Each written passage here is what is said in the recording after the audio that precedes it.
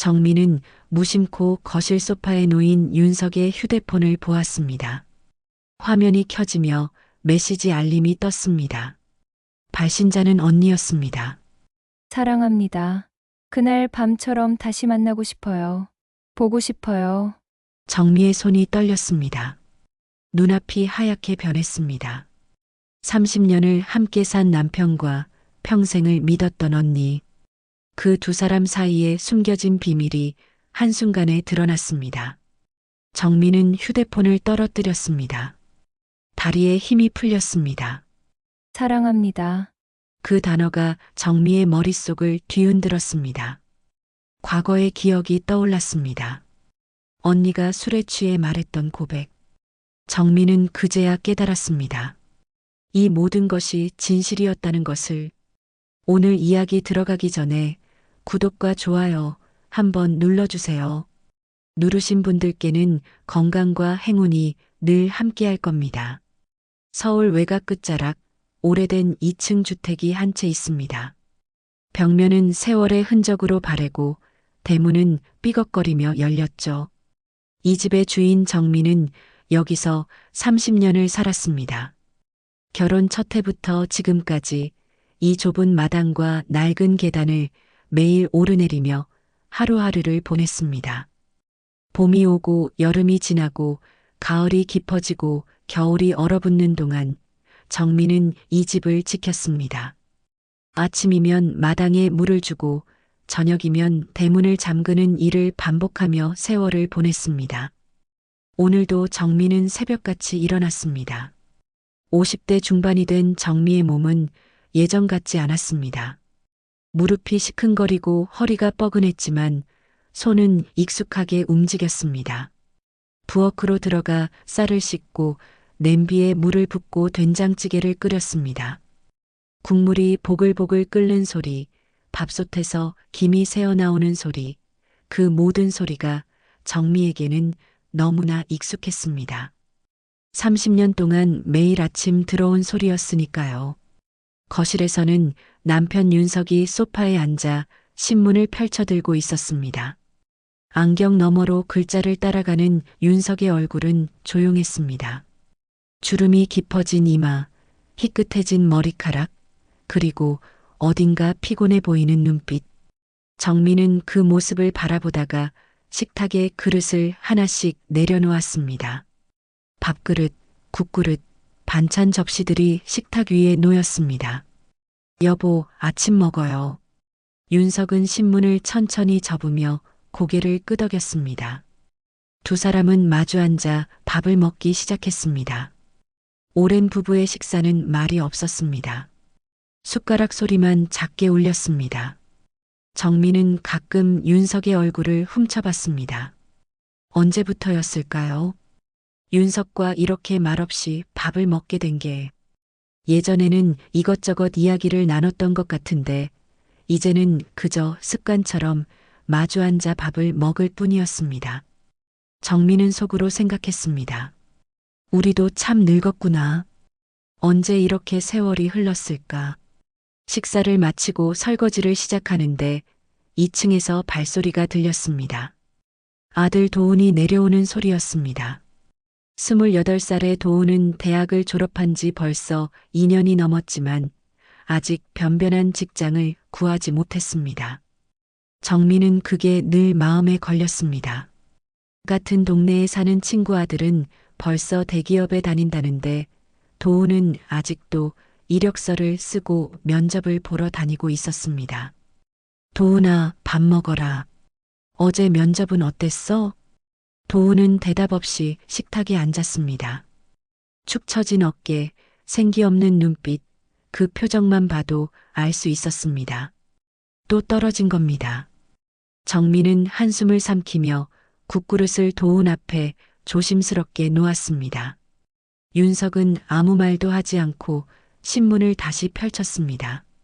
정민은 그 침묵이 때로는 위로보다 더 무겁다는 걸 알고 있었습니다. 도훈은 고개를 숙인 채 밥을 먹기 시작했고 정민은 그 모습을 바라보며 가슴이 답답했습니다. 점심 무렵이 되자 대문 밖에서 익숙한 목소리가 들렸습니다. 정미야, 나야, 문 열어줘. 언니 선영이었습니다. 정미는 서둘러 앞치마를 벗으며 현관으로 나갔습니다. 대문을 열자 선영이 환하게 웃으며 서 있었습니다. 손에는 커다란 비닐봉지를 들고 있었습니다. 50대 중반의 선영은 여전히 단정한 옷차림에 화사한 미소를 짓고 있었습니다. 정미보다 3살 위인 선영은 언제나 정미보다 더 젊어 보였습니다. 언니, 또 뭘 이렇게 많이 들고 왔어? 김치 담갔는데 너희 줄라고 가져왔지. 요즘 도훈이 입맛 없다며? 이거 먹으면 좀 나아질 거야. 선영은 익숙하게 부엌으로 들어가 김치통을 냉장고에 차곡차곡 넣었습니다. 정미는 고맙다는 말을 하려다가 입을 다물었습니다. 언니는 늘 이랬습니다. 주말마다 이 집에 들러 반찬을 나눠주고 도훈을 챙기고 윤석에게도 안부를 물었습니다. 정미는 그게 고마우면서도 때로는 무거웠습니다. 혼자 사는 언니가 이렇게까지 신경 써주는 게 미안하기도 하고 또 한편으로는 부담스럽기도 했습니다. 거실에서 윤석이 일어나 인사했습니다. 처형, 오셨어요? 오랜만이네요. 응, 제부. 요즘 일은 어때요? 회사 일 힘들지 않아요? 그냥 그렇죠.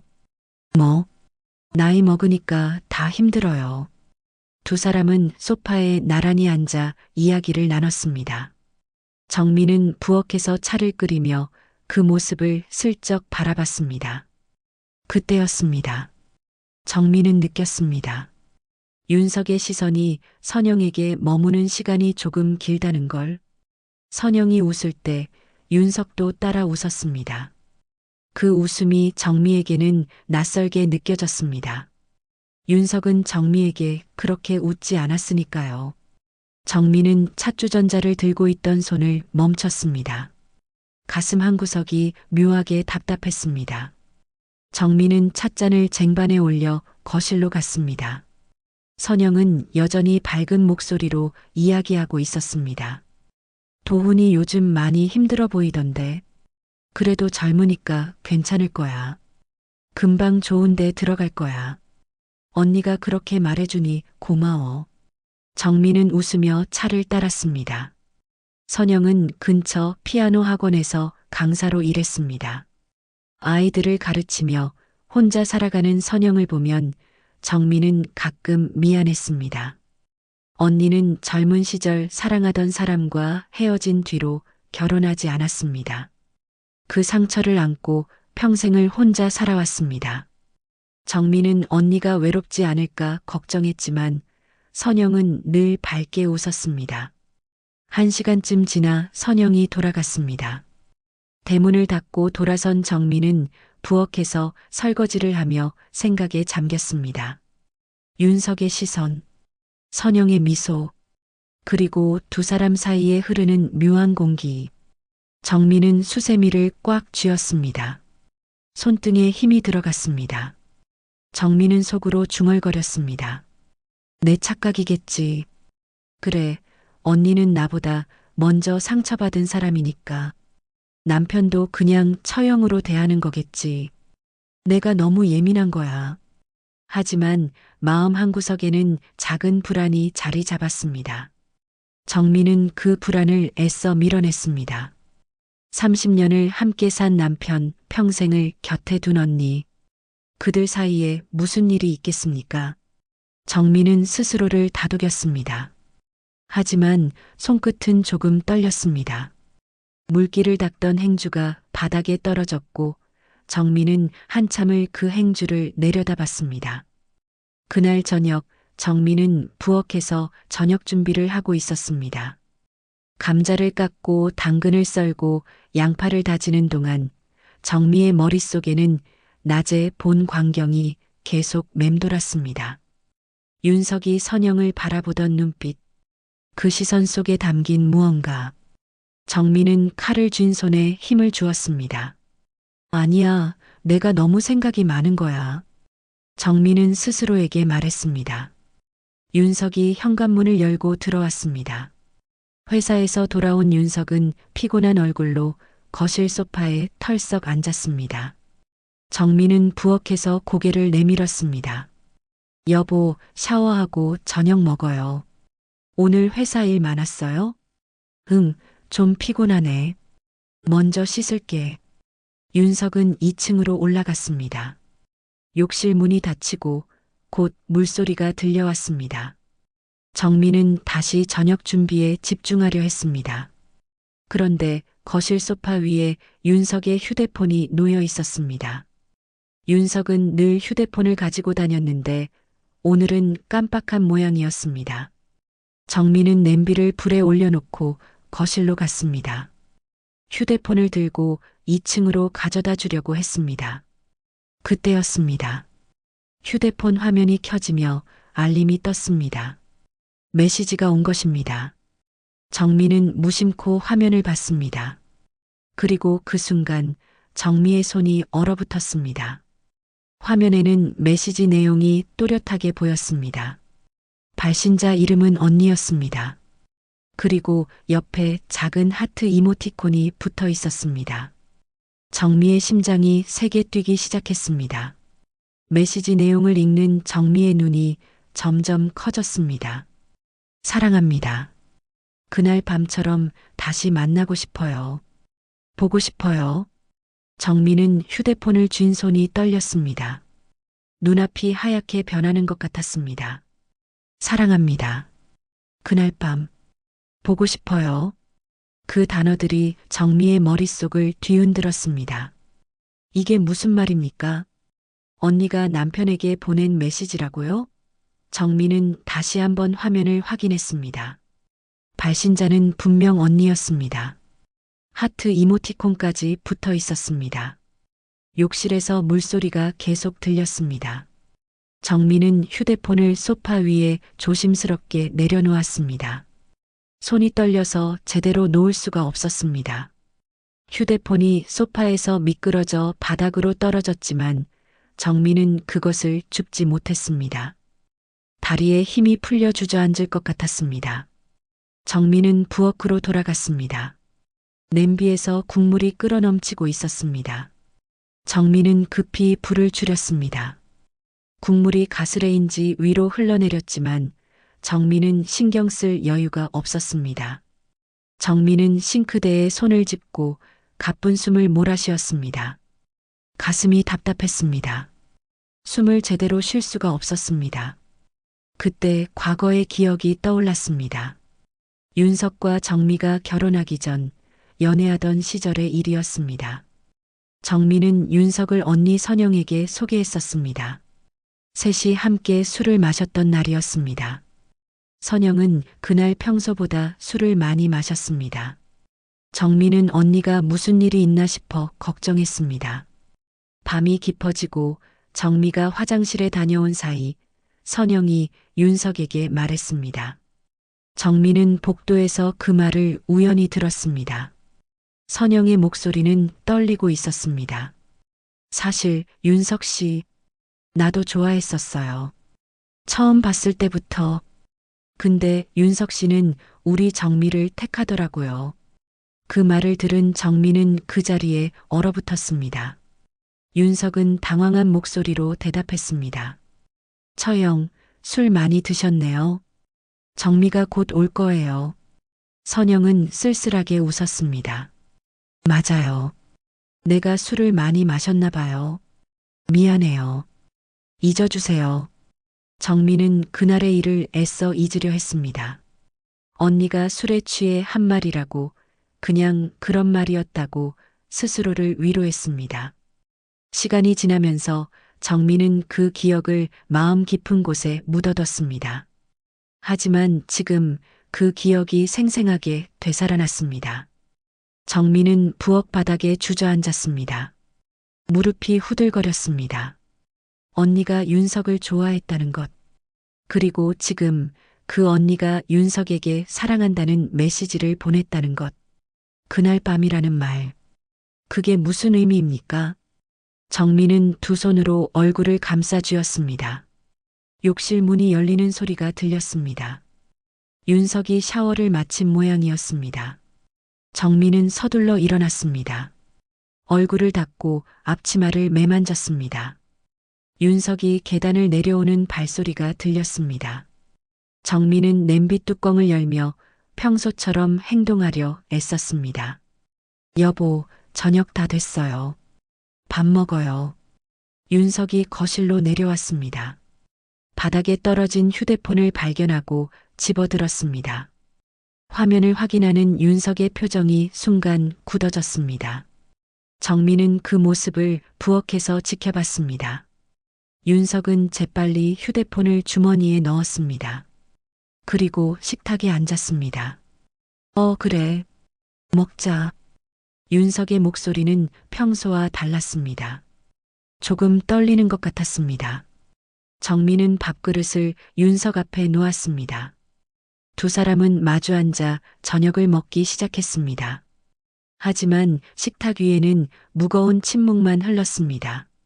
정민은 밥을 입에 넣었지만 목으로 넘어가지 않았습니다. 윤석도 숟가락을 들었다 놓기를 반복했습니다. 정민은 윤석을 바라봤습니다. 30년을 함께 산 남편. 정민은 윤석의 모든 것을 안다고 생각했습니다. 하지만 지금 눈앞에 앉아 있는 윤석은 낯선 사람 같았습니다. 정민은 입술을 깨물었습니다. 물어봐야 할까요? 아니면 모른 척해야 할까요? 정민은 숨을 깊이 들이마셨습니다. 그리고 입을 열려는 순간 윤석이 먼저 말했습니다. 나 좀 피곤해서 먼저 들어갈게. 윤석은 밥을 다 먹지도 않고 자리에서 일어났습니다. 정민은 대답도 하지 못했습니다. 윤석의 뒷모습이 계단을 올라가는 것을 보며 정민은 그대로 식탁에 앉아 있었습니다. 식탁 위에는 김이 모락모락 나는 밥그릇과 국그릇이 놓여 있었습니다. 정민은 그것들을 바라보다가 눈물이 핑 돌았습니다. 하지만 울지 않았습니다. 그저 숟가락을 꽉 쥔 채 한참을 그렇게 앉아 있었습니다. 그날 밤 정민은 잠을 이룰 수 없었습니다. 옆에서 윤석은 깊은 잠에 빠진 듯 고른 숨소리를 내고 있었습니다. 정민은 천장을 바라보며 눈을 감았다 떴다를 반복했습니다. 머릿속에는 그 메시지가 계속 떠올랐습니다. 사랑합니다. 그날 밤처럼. 보고 싶어요. 정민은 이불을 꽉 움켜쥐었습니다. 손끝이 하얗게 질릴 정도로 힘을 주었습니다. 새벽이 되어서야 정민은 잠깐 잠이 들었습니다. 하지만 악몽을 꾸었습니다. 꿈속에서 선영과 윤석이 함께 웃고 있었습니다. 정미가 그들에게 다가가려 하면 두 사람은 점점 멀어졌습니다. 정미는 소리쳐 불렀지만 목소리가 나오지 않았습니다. 정미는 식은땀을 흘리며 잠에서 깼습니다. 다음 날 아침 정미는 평소처럼 아침 준비를 했습니다. 윤석은 아무렇지 않은 얼굴로 신문을 읽었습니다. 정미는 윤석을 바라봤습니다. 저 사람이 정말 언니와 무슨 일이 있는 걸까요? 30년을 함께 산 남편이 낯설게 느껴졌습니다. 정미는 국그릇을 식탁에 놓으며 입을 열었습니다. 여보, 오늘 일찍 들어와요? 아니, 오늘 회식 있어. 늦을 거야. 윤석은 신문에서 눈을 떼지 않은 채 대답했습니다. 정미는 고개를 끄덕였습니다. 정말 회식이 있는 걸까요? 아니면 다른 약속이 있는 걸까요? 정미는 의심이 점점 커지는 것을 느꼈습니다. 윤석이 출근하고 도훈도 면접을 보러 나간 뒤 정미는 혼자 집에 남았습니다. 정미는 거실 소파에 앉아 멍하니 창밖을 바라봤습니다. 확인해야 할까요? 아니면 그냥 모른 척하고 살아야 할까요? 정미는 고민했습니다. 하지만 마음은 이미 정해져 있었습니다. 정미는 외투를 걸치고 집을 나섰습니다. 선영의 피아노 학원은 집에서 버스로 30분 거리에 있었습니다. 정미는 학원 근처 골목에 서서 건물을 바라봤습니다. 2층에 있는 학원 창문에서 피아노 소리가 희미하게 들려왔습니다. 정민은 골목 모퉁이에 몸을 숨기고 학원 입구를 지켜봤습니다. 정민은 스스로에게 물었습니다. 내가 지금 뭘 하고 있는 거지? 남편과 언니를 의심하며 이렇게 숨어서 지켜보다니. 하지만 발걸음을 돌릴 수 없었습니다. 정민은 그 자리에 서서 기다렸습니다. 시간이 천천히 흘렀습니다. 해가 기울고 거리에 가로등이 켜지기 시작했습니다. 학원에서 아이들이 하나둘 나왔습니다. 저녁 6시가 넘어가자 학원 불이 꺼졌습니다. 정민은 긴장했습니다. 곧 선영이 나올 것입니다. 그런데 학원 문이 열리지 않았습니다. 정민은 이상하다고 생각했습니다. 불은 꺼졌는데 왜 나오지 않는 걸까요? 정민은 계속 기다렸습니다. 밤이 깊어갔습니다. 8시가 되고 9시가 되었습니다. 정민은 추운 골목에서 몸을 떨며 서 있었습니다. 밤 10시가 넘어서였습니다. 저 멀리서 익숙한 차 한 대가 다가왔습니다. 정미의 심장이 세게 뛰기 시작했습니다. 그 차는 윤석의 차였습니다. 회색 세단. 정민은 그 차를 수없이 봐왔기에 단번에 알아봤습니다. 차는 학원 앞에 멈춰 섰습니다. 정민은 골목 그늘 속에서 숨을 죽였습니다. 학원 문이 열렸습니다. 선영이 나왔습니다. 선영은 차를 향해 걸어갔습니다. 윤석이 운전석에서 내렸습니다. 두 사람은 마주보며 서 있었습니다. 선영이 무언가 말했고 윤석이 웃었습니다. 두 사람의 모습은 너무나 자연스러웠습니다. 마치 오래전부터 이렇게 만나왔던 것처럼. 정민은 숨이 막혔습니다. 윤석은 회식이 있다고 했습니다. 하지만 회식장에 간 게 아니라 언니를 데리러 온 것입니다. 정민은 손으로 입을 막았습니다. 비명이 터져 나올 것 같았습니다. 두 사람은 차에 탔습니다. 차 안에서 불빛이 켜졌고 정민은 두 사람의 실루엣을 볼 수 있었습니다. 선영이 윤석에게 무언가 건네는 것 같았습니다. 윤석이 받아들었습니다. 그리고 두 사람이 웃었습니다. 웃음소리가 창문 너머로 새어나왔습니다. 정민은 주먹을 꽉 쥐었습니다. 손톱이 손바닥에 파고들었습니다. 아팠지만 정민은 느낄 수 없었습니다. 정미의 온 신경은 저 차 안에 집중되어 있었습니다. 차가 출발했습니다. 정민은 그 차가 사라질 때까지 그 자리에 서 있었습니다. 다리에 힘이 풀려 주저앉을 것 같았지만 정민은 버텼습니다. 정민은 집으로 돌아왔습니다. 현관문을 열고 들어섰을 때 도훈이 거실에서 텔레비전을 보고 있었습니다. 엄마, 어디 갔다 와요? 저녁은요? 엄마 일 있어서 나갔다 왔어. 저녁은 냉장고에 있으니까 데워 먹어. 정민은 힘없는 목소리로 대답하고 안방으로 들어갔습니다. 침대에 누워 천장을 바라봤습니다. 눈물이 나올 것 같았지만 울지 않았습니다. 정민은 그저 멍하니 누워 있었습니다. 밤 11시가 넘어 현관문이 열리는 소리가 들렸습니다. 윤석이 돌아온 것입니다. 다음 날 아침 정민은 선영에게 전화를 걸었습니다. 언니, 오늘 시간 돼? 나 좀 만나고 싶은데. 그래. 무슨 일 있어? 아니, 그냥 언니 얼굴 좀 보고 싶어서. 선영은 점심시간에 만나자고 했습니다. 정민은 선영이 자주 가는 찻집으로 갔습니다. 선영은 먼저 와서 기다리고 있었습니다. 정민은 선영 맞은편에 앉았습니다. 선영은 환하게 웃었습니다. 정미야, 무슨 일이야? 얼굴이 안 좋아 보이는데. 정민은 찻잔을 들었습니다. 손이 떨렸습니다. 정민은 선영을 똑바로 바라봤습니다. 언니, 도훈이 아빠랑 예전엔 많이 친했지? 선영의 표정이 순간 굳었습니다.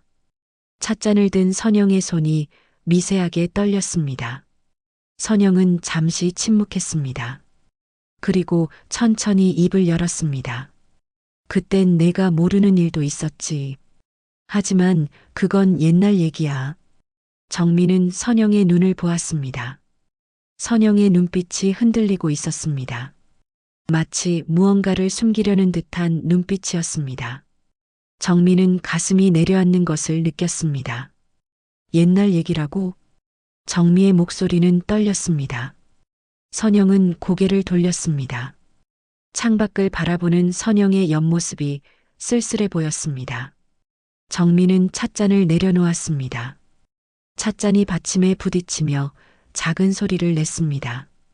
두 자매는 한참 동안 아무 말도 하지 않았습니다. 찻집 안에는 잔잔한 음악만 흘렀습니다. 찻집을 나온 정민은 발걸음이 무겁게 집으로 돌아왔습니다. 선영의 흔들리는 눈빛이 머릿속에서 떠나지 않았습니다. 옛날 얘기라는 말. 하지만 정민은 알고 있었습니다. 그것이 옛날로 끝난 이야기가 아니라는 것을. 어젯밤 학원 앞에서 본 광경이 생생했습니다. 윤석과 선영이 차 안에서 나누던 웃음소리가 귓가에 맴돌았습니다. 집에 도착한 정민은 현관문을 열고 들어섰습니다.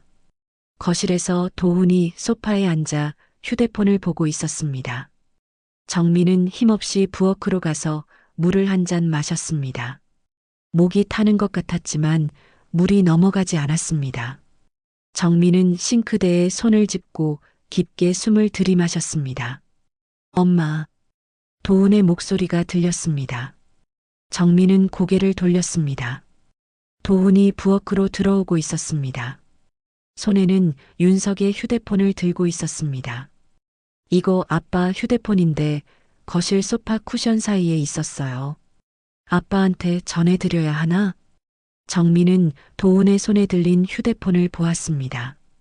갑자기 가슴이 두근거렸습니다.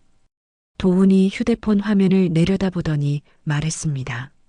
엄마, 이거 누구예요? 이모한테서 사진 왔는데. 정민은 숨이 멎는 것 같았습니다.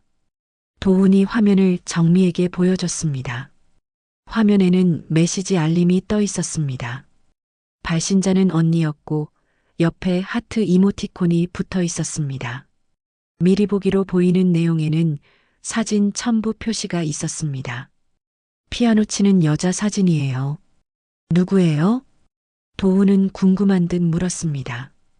정민은 휴대폰을 도훈의 손에서 빼앗듯 가져왔습니다.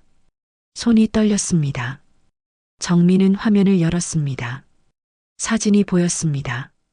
선영이 피아노 앞에 앉아 있는 사진이었습니다. 선영은 카메라를 보며 미소 짓고 있었습니다. 사진 아래에는 메시지가 있었습니다. 오늘 수업 끝나고 당신 생각하며 쳤어요. 이 곡 들으면 당신이 생각나요. 정민은 휴대폰을 쥔 손에 힘이 들어갔습니다. 휴대폰이 손에서 미끄러져 바닥에 떨어졌습니다. 도훈이 놀라며 물었습니다. 엄마, 괜찮아요? 얼굴이 왜 그래요? 아무것도 아니야. 엄마가 깜짝 놀라서 그래. 너 방에 들어가 있어. 정민은 애써 평온한 목소리를 냈지만 떨리는 것을 숨길 수 없었습니다. 도훈은 의아한 표정으로 정미를 바라보다가 2층으로 올라갔습니다. 정민은 바닥에 떨어진 휴대폰을 주워들었습니다. 다시 한번 사진을 보았습니다. 선영의 미소, 당신이라는 호칭, 당신 생각하며 정민은 눈을 감았습니다.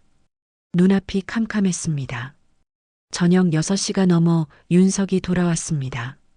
정민은 거실 소파에 앉아 윤석을 기다리고 있었습니다. 윤석은 현관문을 열고 들어서며 평소처럼 인사했습니다. 나왔어. 오늘 저녁 뭐야? 정민은 대답하지 않았습니다. 윤석은 정미의 표정을 보고 멈춰섰습니다. 정민은 윤석의 휴대폰을 테이블 위에 놓았습니다.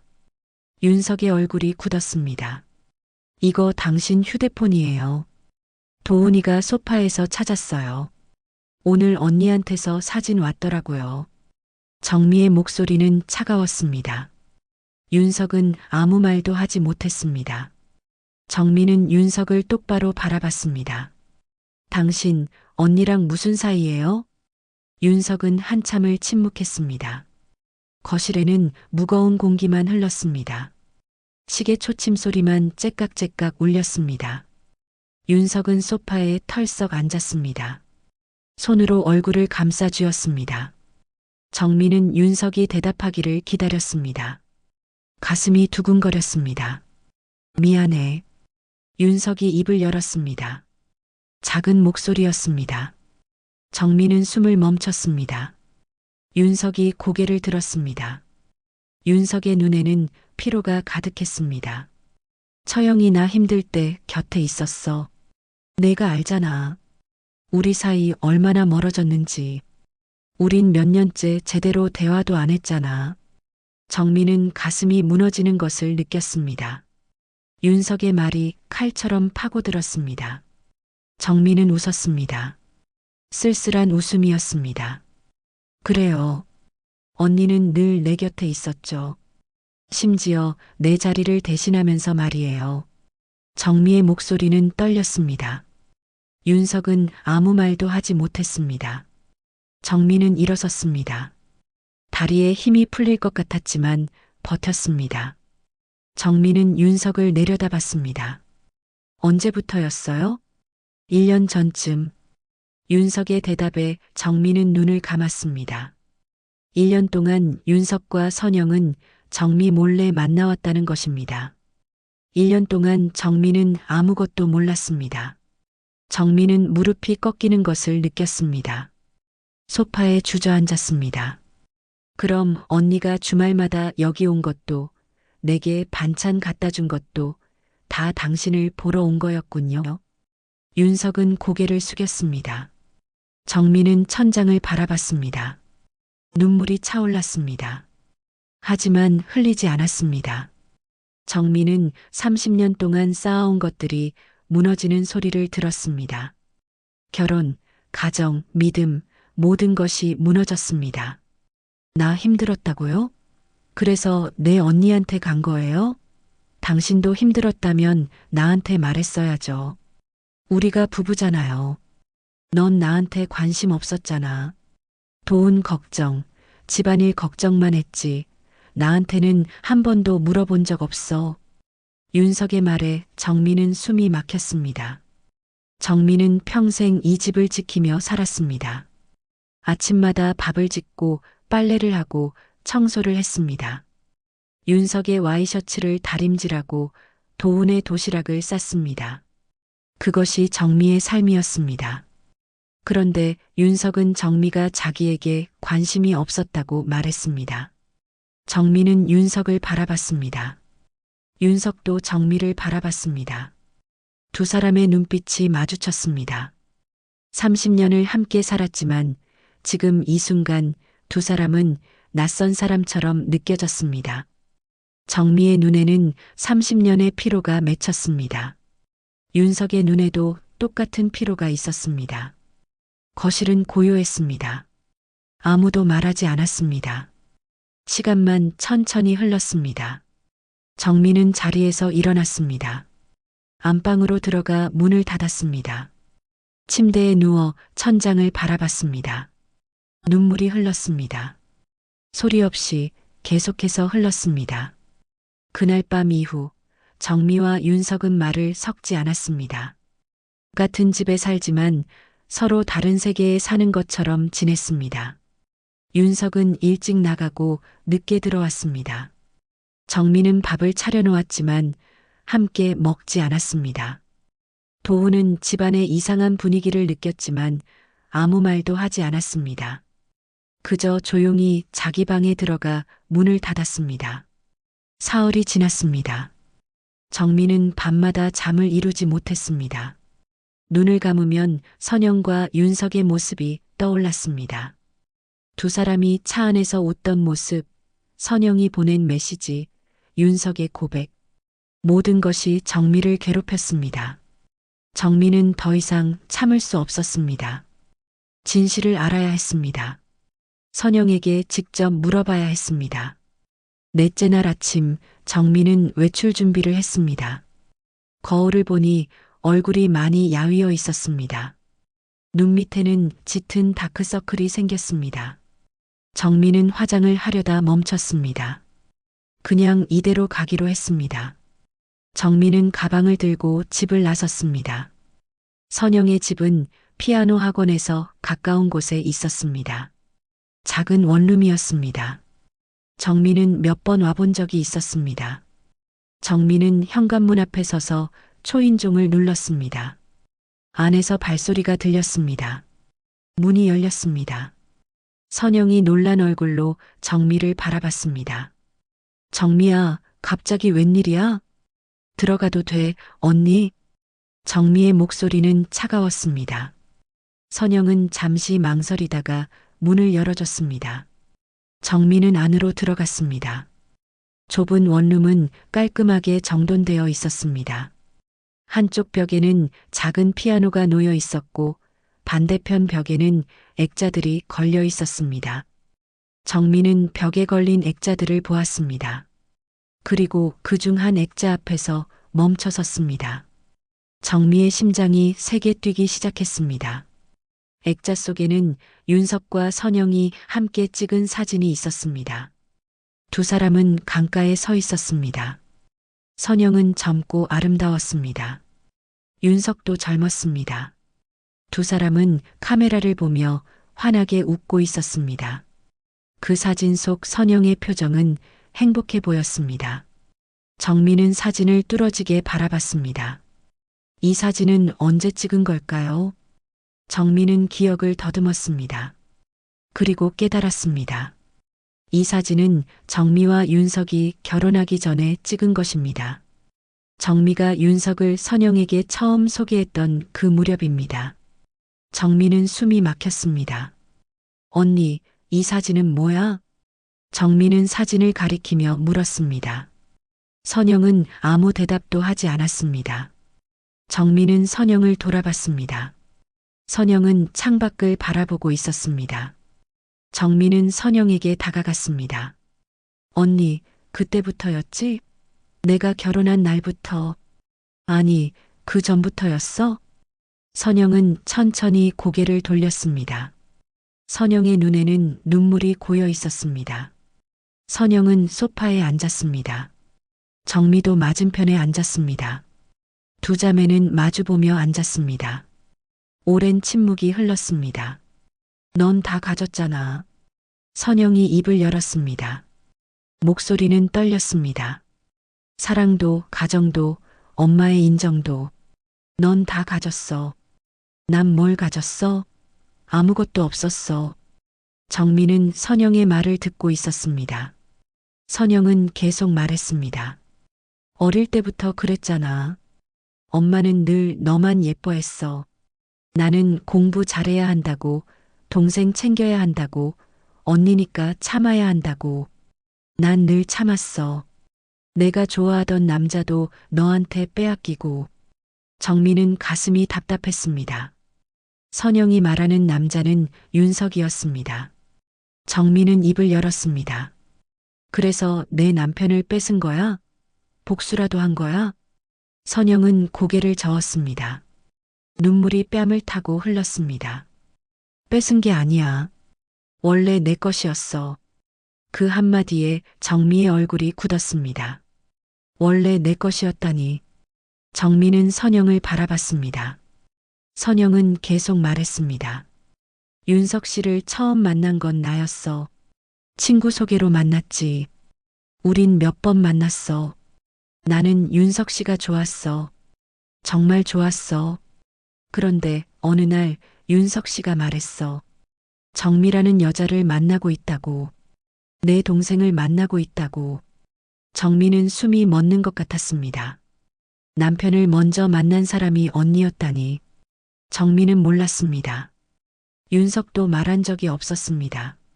선영은 고개를 숙였습니다. 나는 윤석 씨한테 말하지 못했어. 내가 먼저 좋아했다고. 그냥 축하한다고 말했지. 그리고 너희 둘을 도와줬어. 결혼식 준비도 도와주고 신혼집도 알아봐줬어. 난 웃으면서 그 모든 걸 했어. 정민은 눈을 감았습니다. 어린 시절의 기억들이 떠올랐습니다. 언니는 늘 정미를 챙겼습니다. 정미가 어려움에 처하면 언니가 나서서 해결해 줬습니다. 정미는 언니가 고마웠습니다.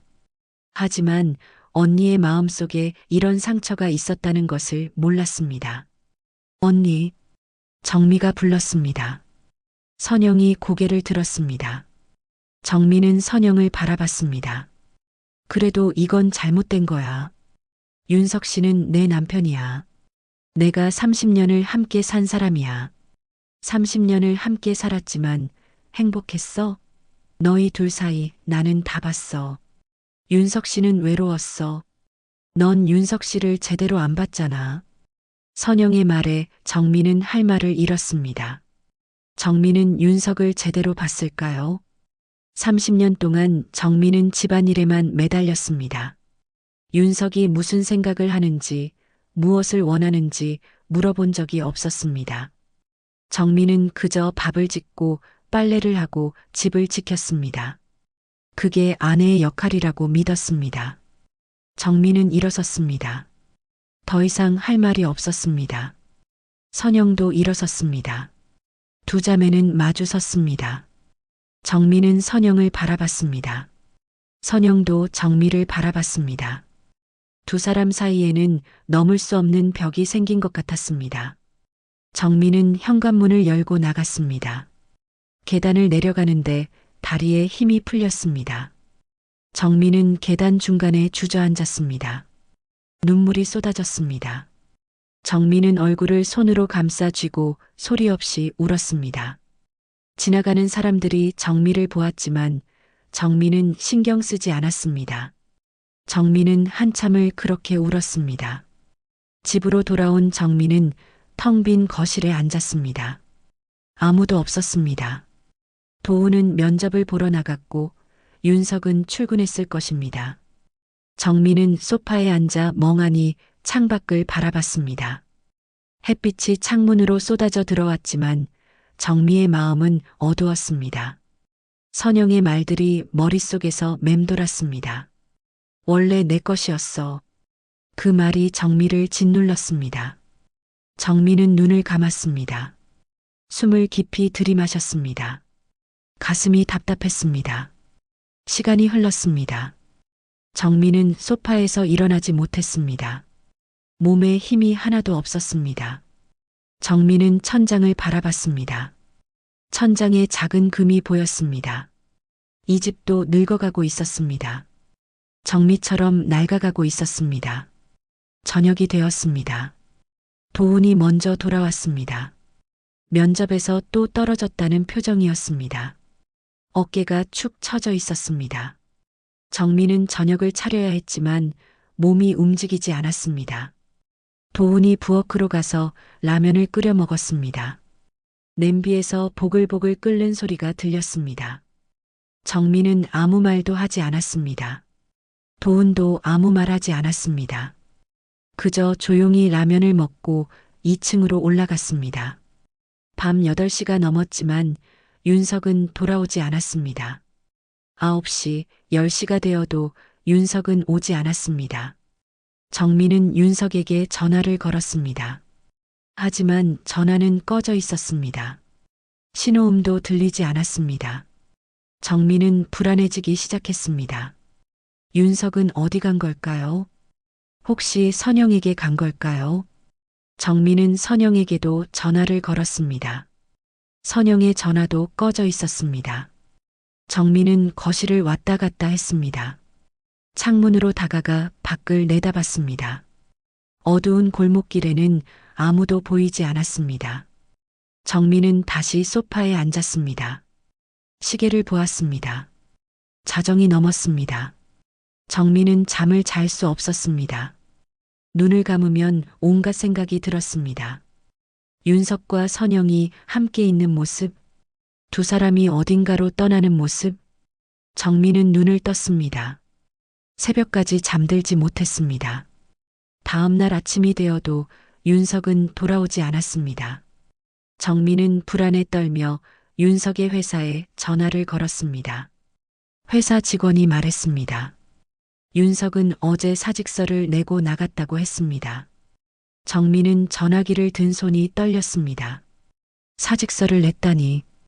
윤석은 30년 가까이 그 회사를 다녔습니다. 한 번도 그만둔다는 말을 한 적이 없었습니다. 그런데 갑자기 그만뒀다는 것입니다. 정민은 무릎에 힘이 풀려 바닥에 주저앉았습니다. 정민은 윤석에게 계속 전화를 걸었습니다. 하지만 전화는 받지 않았습니다. 정민은 선영에게도 전화를 걸었습니다. 선영도 전화를 받지 않았습니다. 정민은 가슴이 터질 것 같았습니다. 두 사람이 함께 있는 걸까요? 두 사람이 어딘가로 떠난 걸까요? 정민은 혼자 남겨진 것 같았습니다. 이틀이 지났습니다. 윤석은 여전히 돌아오지 않았습니다. 정민은 밤낮으로 전화를 걸었지만 소용없었습니다. 정민은 밥을 먹지 않았습니다. 물만 마셨습니다. 잠도 자지 못했습니다. 그저 윤석이 돌아오기를 기다렸습니다. 도훈이 걱정스러운 얼굴로 물었습니다. 엄마, 아빠 어디 간 거예요? 연락도 안 돼요? 회사에도 안 나가신대요. 아빠 좀 쉬고 싶으신가 봐. 어디 혼자 다녀오시는 것 같아. 걱정하지 마. 정민은 거짓말을 했습니다. 도훈에게 진실을 말할 수 없었습니다. 도훈은 의심스러운 표정이었지만 더 이상 묻지 않았습니다. 정민은 혼자 집을 지켰습니다. 혼자 거실에 앉아 창밖만 바라봤습니다. 사흘째 되는 날 오후 초인종이 울렸습니다. 정민은 벌떡 일어났습니다. 윤석이 돌아온 것일까요? 정민은 현관으로 달려갔습니다. 문을 열었습니다. 하지만 윤석이 아니었습니다. 택배 기사였습니다. 정민은 실망했지만 택배를 받았습니다. 발신자를 보았습니다. 선영이었습니다. 정민은 손이 떨렸습니다. 택배 상자를 열었습니다. 안에는 편지 한 장이 들어 있었습니다. 정민은 편지를 펼쳤습니다. 선영의 글씨였습니다. 정민은 소파에 앉아 편지를 읽기 시작했습니다. 정미야, 미안해. 언니가 정말 잘못했어. 윤석 씨는 결국 날 선택하지 않았어. 내가 매달렸지만 윤석 씨는 너한테 돌아가야 한다고 했어. 나는 그를 포기하지 못했어. 수십 년을 포기하지 못하고 그 마음을 안고 살았어. 동생인 너에게 진 빚을 잘못된 방식으로 갚고 싶었나 봐. 너한테서 뭔가를 빼앗아야 마음이 편할 것 같았어. 하지만 아니었어. 윤석 씨와 함께 있을 때도 나는 행복하지 않았어. 늘 내가 생각났어. 동생인 내가. 언니로서 널 지켜줘야 했는데 언니가 널 가장 아프게 했구나. 미안해, 정미야. 정말 미안해. 정미는 편지를 읽으며 눈물이 나지 않았습니다. 이미 눈물이 다 말라버린 것 같았습니다. 정미는 편지를 천천히 접었습니다. 그리고 소파에 앉았습니다. 정미는 창밖을 바라봤습니다. 하늘은 맑았습니다. 봄날의 따뜻한 햇살이 내리쏟고 있었습니다. 하지만 정미의 마음은 차가웠습니다. 정미는 속으로 생각했습니다. 언니는 내 그림자였습니다. 늘 정미 뒤에서 정미를 따라왔습니다. 정미가 가진 것을 부러워했습니다. 정미는 언니의 거울이었습니다. 언니가 원하는 모습을 비춰줬습니다. 언니가 가지지 못한 것들을 가지고 있었습니다. 결국 두 사람은 서로의 삶을 망가뜨리며 닮아갔습니다. 질투와 원망 속에서 서로를 파괴했습니다. 정미는 고개를 떨구었습니다. 30년이라는 시간이 무너졌습니다.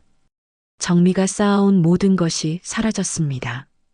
가정, 믿음, 사랑. 아무것도 남지 않았습니다. 정미는 빈집에 혼자 앉아 있었습니다. 텅 빈 거실, 텅 빈 마음. 정미는 편지를 다시 펼쳐 읽었습니다. 선영의 글씨가 떨려 있었습니다. 선영도 힘들었겠구나. 정민은 생각했습니다. 그때 현관문이 열렸습니다. 정민은 고개를 들었습니다. 윤석이었습니다. 윤석은 지친 얼굴로 서 있었습니다. 머리는 헝클어져 있었고 옷은 구겨져 있었습니다. 며칠 씻지 못한 듯 수염도 자라 있었습니다. 윤석은 정미를 보았습니다. 정미도 윤석을 보았습니다. 두 사람은 말없이 서로를 바라봤습니다. 돌아왔어. 윤석이 작은 목소리로 말했습니다. 정미는 대답하지 않았습니다. 윤석은 거실로 들어와 소파에 앉았습니다. 정미와 윤석 사이에는 긴 침묵이 흘렀습니다. 시계 소리만 째깍거렸습니다. 윤석은 고개를 숙이고 있었습니다. 정미는 윤석을 바라봤습니다. 언니한테서 편지 받았어요. 정미가 말했습니다. 윤석은 고개를 끄덕였습니다. 나도 받았어. 선영이가 다 정리하고 싶대. 나한테도 그만 보자고 했어. 정미는 윤석을 바라봤습니다. 윤석의 눈에는 피로와 후회가 가득했습니다. 정미는 물었습니다. 이제 어떻게 할 거예요? 윤석은 한참을 침묵했습니다. 그리고 천천히 입을 열었습니다. 모르겠어. 정말 모르겠어. 정미는 웃었습니다. 쓸쓸한 웃음이었습니다. 윤석도 모르고 정미도 몰랐습니다. 두 사람은 30년을 함께 살았지만 이제 어떻게 해야 할지 몰랐습니다. 정미는 일어섰습니다. 부엌으로 갔습니다. 물을 끓이기 시작했습니다. 습관처럼 차를 준비했습니다. 윤석은 거실에 앉아 정미의 뒷모습을 바라봤습니다. 정미는 찻잔 2개를 쟁반에 올렸습니다. 거실로 가서 윤석 앞에 찻잔을 놓았습니다. 윤석은 고맙다는 말을 하지 않았습니다.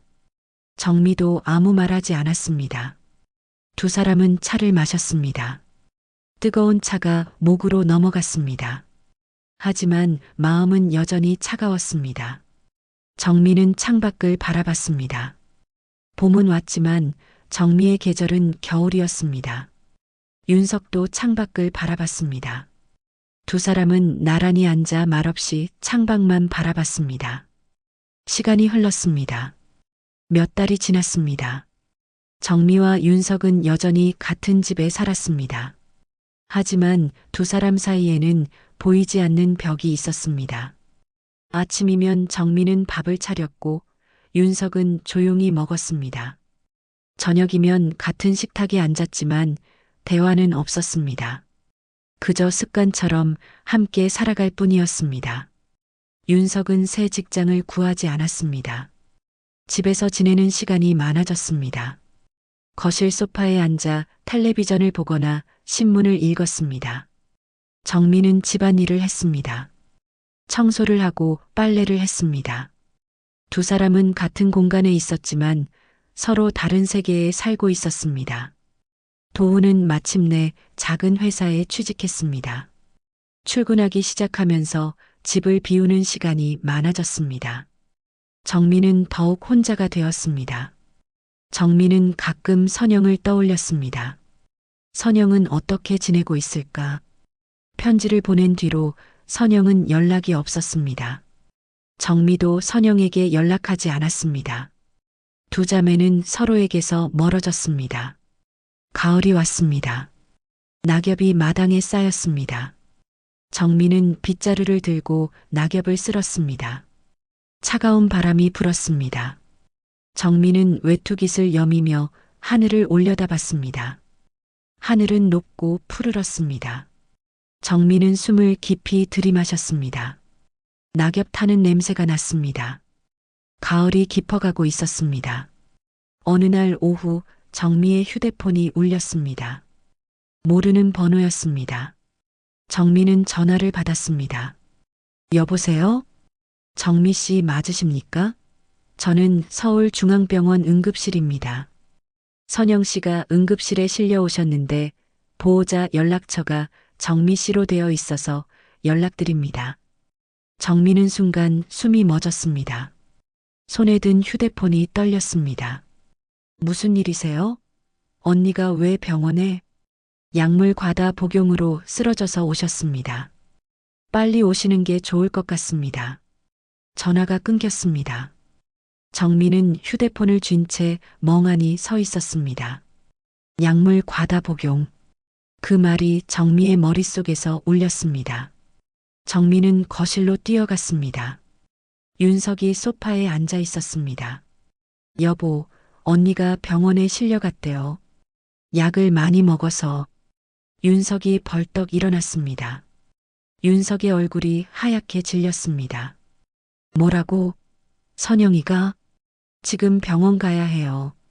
정민은 가방을 들고 현관으로 향했습니다. 하지만 발걸음이 떨어지지 않았습니다. 정민은 문고리를 잡은 채 멈춰 섰습니다. 가야 할까요? 정미를 배신한 언니를 만나러 가야 할까요? 정민은 망설였습니다. 가슴이 복잡했습니다. 가자, 어서. 뒤에서 윤석이 말했습니다. 정민은 고개를 돌렸습니다. 윤석은 창백한 얼굴로 서 있었습니다. 나도 같이 갈까? 아니요. 내가 혼자 갈게요. 정민은 문을 열고 나갔습니다. 택시를 잡아 타고 병원으로 향했습니다. 차 안에서 정민은 창밖을 바라봤습니다. 거리에 사람들이 지나갔습니다. 모두 바쁘게 걷고 있었습니다. 정미만 시간이 멈춘 것 같았습니다. 병원에 도착했습니다. 응급실로 갔습니다. 간호사에게 선영의 이름을 말했습니다. 간호사가 병실을 안내해 줬습니다. 정민은 복도를 걸었습니다. 발걸음이 무겁게 느껴졌습니다. 병실 문 앞에 섰습니다. 정민은 손을 들어 문을 두드리려다 멈췄습니다. 잠시 망설였습니다. 그리고 문을 열었습니다. 병실 안에는 선영이 침대에 누워 있었습니다. 산소 마스크를 쓰고 있었습니다. 여러 기계가 연결되어 있었습니다. 기계에서 삐삐 소리가 났습니다. 정민은 천천히 침대 옆으로 다가갔습니다. 선영의 얼굴은 창백했습니다. 눈을 감고 있었습니다. 정민은 의자를 끌어당겨 앉았습니다. 언니. 정미가 작은 목소리로 불렀습니다. 선영은 대답하지 않았습니다. 정민은 선영의 손을 바라봤습니다. 말라 있었습니다. 정민은 손을 뻗어 선영의 손을 만졌습니다. 차가웠습니다. 정민은 두 손으로 선영의 손을 감쌌습니다. 따뜻하게 해주려고 했습니다. 시간이 흘렀습니다. 정민은 침대 옆에 앉아 선영을 지켜봤습니다. 창밖으로 해가 지고 있었습니다. 병실이 어두워졌습니다. 간호사가 들어와 불을 켰습니다. 정민은 움직이지 않았습니다. 그저 선영의 손을 잡고 있었습니다. 저녁이 되었습니다. 선영의 손가락이 움직였습니다. 정민은 고개를 들었습니다. 선영이 천천히 눈을 떴습니다. 희미한 눈빛이었습니다. 선영은 정미를 보았습니다. 입술이 움직였습니다. 하지만 소리가 나오지 않았습니다. 정미는 선영의 입 가까이 귀를 기울였습니다. 정미야. 선영의 목소리는 작고 떨렸습니다. 정미는 선영의 손을 꽉 잡았습니다. 언니 나야. 내가 왔어. 선영은 눈물을 흘렸습니다. 눈물이 뺨을 타고 흘러내렸습니다. 선영은 힘겹게 말했습니다. 나 내 자리를 살짝 앉아보고 싶었을 뿐이야. 너처럼 살고 싶었어. 사랑받고 싶었어. 정민은 눈을 감았습니다. 눈물이 흘렀습니다. 정민은 고개를 끄덕였습니다. 언니, 그렇게까지 외로웠구나. 미안해. 내가 몰랐어. 선영은 정미를 바라봤습니다. 선영의 눈에는 미안함과 슬픔이 가득했습니다. 선영이 말했습니다. 미안해, 정미야. 정말 미안해. 괜찮아, 언니. 이제 괜찮아. 정미는 선영의 손을 두 손으로 감쌌습니다. 따뜻하게 잡아줬습니다. 선영은 조금 웃었습니다. 희미한 미소였습니다. 선영의 눈이 천천히 감겼습니다. 선영의 손에서 힘이 빠졌습니다. 기계에서 긴 소리가 났습니다. 선영은 숨이 멎었습니다. 언니, 언니. 정미가 소리쳤습니다. 간호사들이 뛰어들어왔습니다. 의사가 왔습니다. 정미는 병실 밖으로 밀려났습니다. 복도에 서서 병실 문을 바라봤습니다. 의사들이 바쁘게 움직였습니다. 시간이 흘렀습니다. 병실 문이 열렸습니다. 의사가 나왔습니다. 고개를 저었습니다. 죄송합니다. 정미는 그 자리에 주저앉았습니다. 복도 바닥에 무릎을 꿇었습니다. 눈물이 쏟아졌습니다. 정미는 소리 없이 울었습니다. 언니가 떠났습니다. 영원히 떠났습니다. 1년이 흘렀습니다. 계절이 4번 바뀌었습니다. 봄이 왔다가 여름이 지나고 가을이 깊어졌다가 겨울이 왔습니다. 그리고 다시 봄이 돌아왔습니다. 정미는 이 1년 동안 많은 것을 생각했습니다. 선영에 대해서, 윤석에 대해서, 그리고 자기 자신에 대해서. 선영의 장례를 치른 뒤 정미는 선영의 짐을 정리했습니다. 작은 원룸에 남겨진 언니의 물건들을 하나하나 만졌습니다. 피아노 악보, 낡은 사진첩, 일기장. 정미는 언니의 일기를 읽었습니다. 일기에는 언니의 외로움이 적혀 있었습니다. 사랑받고 싶었던 마음, 인정받고 싶었던 마음. 정미는 울면서 일기를 읽었습니다. 언니도 그저 사랑받고 싶었던 사람이었구나. 정미는 선영의 피아노 학원을 물려받았습니다. 학원을 정리할까 생각했지만 그럴 수 없었습니다. 이곳은 언니가 평생을 바친 곳이었습니다. 언니의 꿈이 담긴 곳이었습니다. 정미는 학원을 계속 운영하기로 했습니다. 간판을 새로 달았습니다. 선영 음악교실이라고 썼습니다. 정미는 피아노를 칠 줄 몰랐지만 배우기 시작했습니다. 밤마다 학원에 남아 피아노를 쳤습니다. 서툴렀지만 조금씩 나아졌습니다. 윤석과의 관계도 조금씩 변했습니다. 두 사람은 여전히 같은 집에 살았습니다. 하지만 예전과는 달랐습니다. 윤석은 정미를 도왔습니다. 학원 청소를 해주고 책상을 정리해줬습니다. 정미가 늦게 들어오면 저녁을 차려놓기도 했습니다. 서툴렀지만 정성이 담겨 있었습니다. 정미도 윤석에게 조금씩 마음을 열었습니다. 저녁을 함께 먹으며 이야기를 나눴습니다. 짧은 대화였지만 따뜻했습니다. 봄이었습니다. 학원에는 아이들이 왔습니다. 6살부터 10살까지 6명의 아이들이었습니다. 정미는 아이들에게 피아노를 가르쳤습니다. 언니가 남긴 교재를 보며 가르쳤습니다. 아이들은 정미를 따랐습니다. 정미는 아이들을 볼 때마다 행복했습니다. 이 아이들이 언니의 꿈을 이어가는 것 같았습니다. 정미는 아이들에게 자주 말했습니다. 누군가의 마음을 사랑으로 덮으려면 그 안의 외로움부터 먼저 봐야 해요. 겉으로 보이는 것만 보면 안 돼요. 마음속 깊은 곳을 봐야 해요. 아이들은 고개를 끄덕이며 들었습니다. 이해했을까요? 아마 지금은 모를 것입니다. 하지만 언젠가는 알게 될 것입니다. 사람의 마음이 얼마나 복잡하고 외로운지. 정미는 그렇게 믿었습니다. 오늘도 수업이 끝났습니다. 아이들이 하나둘 집으로 돌아갔습니다. 정미는 학원을 정리했습니다. 의자를 제자리에 놓고 창문을 열어 환기를 시켰습니다. 봄비가 내리기 시작했습니다. 정미는 창가에 서서 빗방울을 바라봤습니다. 비는 조용히 내렸습니다. 거리를 적시고 나무를 적셨습니다. 정미는 피아노 앞에 앉았습니다. 피아노 위에는 오래된 휴대폰이 놓여 있었습니다. 윤석의 휴대폰이었습니다. 정미는 그 휴대폰을 간직하고 있었습니다. 가끔 꺼내서 봤습니다.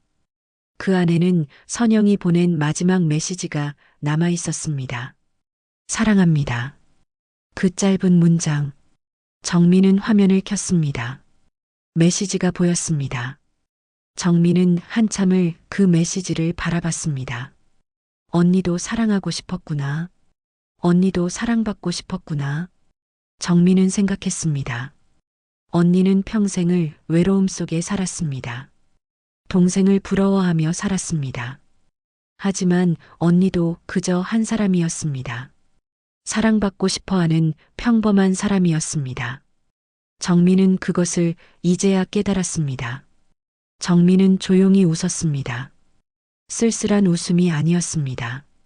따뜻한 웃음이었습니다. 정민은 휴대폰 화면을 껐습니다. 그리고 서랍에 넣었습니다. 이제 보내줄 때가 되었습니다. 언니를, 그 상처를, 그 아픔을 모두 보내줄 시간이었습니다. 정민은 피아노 건반에 손을 올렸습니다. 천천히 건반을 눌렀습니다. 소리가 울렸습니다. 정민은 언니가 자주 쳤던 곡을 연주했습니다. 서툴렀지만 마음을 담았습니다. 피아노 소리가 학원에 퍼졌습니다. 창밖으로는 봄비가 내리고 학원 안에는 피아노 소리가 울렸습니다. 연주가 끝났습니다. 정민은 눈을 감았습니다. 마음이 편안했습니다. 정민은 일어나 창문을 닫았습니다. 불을 껐습니다. 가방을 들고 학원을 나섰습니다. 문을 잠그고 거리로 나왔습니다. 비가 내리고 있었습니다. 정민은 우산을 폈습니다. 천천히 걸었습니다. 집으로 가는 길, 정민은 꽃집 앞에 멈춰 섰습니다. 창문 너머로 예쁜 꽃들이 보였습니다. 정민은 꽃집에 들어가 꽃을 샀습니다. 하얀 백합 한 다발이었습니다. 언니가 좋아하던 꽃이었습니다. 정민은 꽃을 안고 다시 걸었습니다. 집에 도착했습니다. 대문을 열고 들어서니 마당에 불이 켜져 있었습니다. 윤석이 현관 앞에 서 있었습니다. 우산을 들고 정미를 기다리고 있었습니다. 왔어? 윤석이 물었습니다. 정미는 고개를 끄덕였습니다. 꽃을 샀네. 언니 좋아하던 꽃이에요. 내일 성묘 가려고요. 같이 갈게. 정미는 윤석을 바라봤습니다. 윤석도 정미를 바라봤습니다. 두 사람은 미소 지었습니다. 예전 같은 미소는 아니었습니다. 하지만 새로운 시작이 담긴 미소였습니다. 두 사람은 함께 집 안으로 들어갔습니다. 거실에는 따뜻한 불빛이 켜져 있었습니다. 식탁 위에는 윤석이 차려놓은 저녁이 있었습니다. 정미는 꽃을 화병에 꽂았습니다. 윤석과 마주 앉아 저녁을 먹었습니다. 창밖으로 봄비가 내렸습니다. 두 사람은 조용히 밥을 먹었습니다.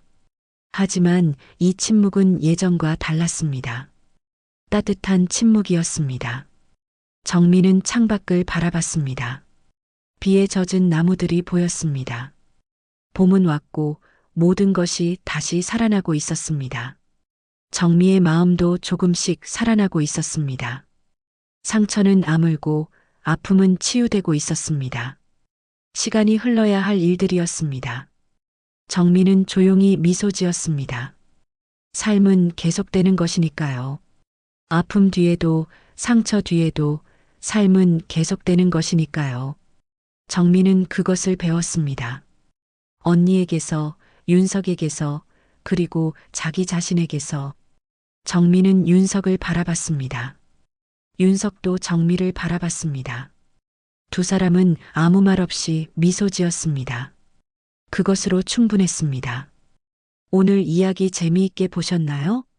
앞으로도 더 깊고 흥미로운 이야기로 찾아뵙겠습니다.